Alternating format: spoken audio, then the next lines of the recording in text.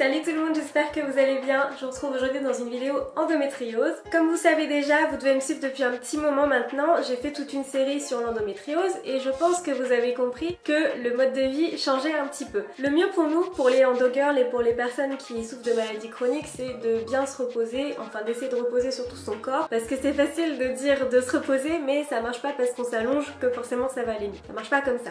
Faut savoir aussi qu'on a quand même une vie, donc on est amené à sortir. Et comment vous dire que maintenant que je fais de l'endométriose, le contenu de mon sac à main c'est plus du tout la même chose qu'avant.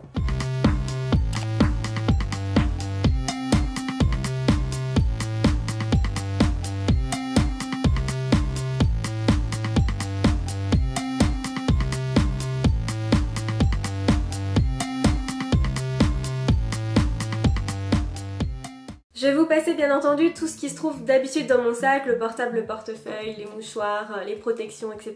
On va parler vraiment que endométriose. Quand on sort pour une petite course, on n'a pas besoin d'une grosse valise. Ça tient là-dedans. Alors pour commencer, on a quoi? Je fais une petite voix off pour vous dire qu'on voit rien du tout à l'image, donc je vous mets des photos à côté parce que les boîtes sont complètement cramées. Désolée. La pilule, forcément. C'est une pilule qui stoppe les règles, le fonctionnement des ovaires, etc. Bien sûr sous prescription, hein, c'est tout ce que je vais vous montrer, ça a été prescrit par un spécialiste, hein, bien entendu. Des Doliprane pour la douleur, des anti-inflammatoires, deux différents parce que selon la crise d'endo, je vais en prendre un plutôt qu'un autre, tout dépendra de la force de la crise. Si la crise passe pas, on tape plus fort. Pour éviter toutes les brûlures d'estomac, encore des médicaments. J'en rigole mais qu'est-ce que c'est lourd. Et ça c'est uniquement quand je fais une petite course. Imaginez quand on va chez des amis. Ok, donc bien entendu je vous parle de tout ça, c'est avant opération. Là j'en emmène bien sûr moins parce que j'ai un peu moins de douleur. Quoique. Alors, first, la bouillotte corrompue avec de l'eau bouillante. Donc bien entendu une serviette pour l'enrober pour éviter de se brûler. Coucou toi. La petite bouillotte, ça c'est en début de soirée quand je sens que ça commence à faire mal au niveau du dos. La grande c'est plutôt pour la nuit, mais selon la douleur, ce sera la petite ou la grande. La troisième bouillotte, ouais j'aime bien avoir le choix. Donc ça c'est une bouillotte au grain de blé. Il en existe aussi au noyau de cerise et rempli aussi avec des graines de lin. C'est une bouillotte qu'on met au micro-ondes, donc c'est super rapide, qui soulage. Et je crois que selon ce que vous prenez, je sais que les noyaux de cerise, ça, au niveau de l'odeur, c'est un peu plus désagréable. Mais ça a des propriétés qui aident un petit peu à soulager. Donc ce qui est bien, c'est ensuite, elle est un petit peu morflée.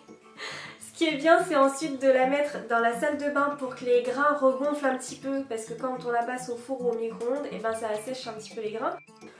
Un pantalon de jogging. Parce que quand on est invité, on fait un petit effort pour s'habiller mieux forcément. Et comme je supporte plus les jeans, donc je supporte très mal les vêtements qui sont serrés ou autres, pour éviter d'arriver directement en sac à patates, je m'habille un petit peu mieux. Mais par contre, il faut vite que je passe un bas de jogging en urgence le soir quand je fatigue vraiment trop pour être à l'aise. Vous verrez peut-être mal, mais là, c'est un tout petit baume ayurvédique. Donc c'est un peu l'équivalent du baume du tigre, mais j'avais commandé ça sur le site Sri Shop que je vous remettrai en bas.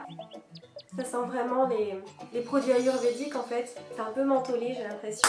Eucalyptus, citronnelle, cannelle, menthe, camphre et huile de pinéné. Je sais pas ce que c'est ça. Ça sent déjà hyper fort, donc c'est tout petit, c'est concentré et c'est bien pour faire les massages. Quand on a vraiment mal, ça détend bien. Et puis autrement, quand vous êtes enrhumé ou des choses comme ça, ça dégage bien.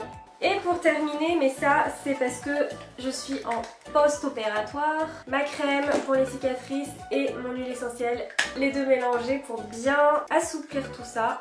N'hésitez pas les endogirls à vous manifester dans les commentaires si vous avez un petit peu plus de tips pour aller mieux, pour aider. Je sais qu'il y a la bouillotte, moi je la prends chaude mais vous pouvez mettre du froid. Vous avez bien sûr aussi tout ce qui est alimentation, enlever tous les aliments inflammatoires de votre quotidien. Il y a aussi le système des petits électrodes sur le corps.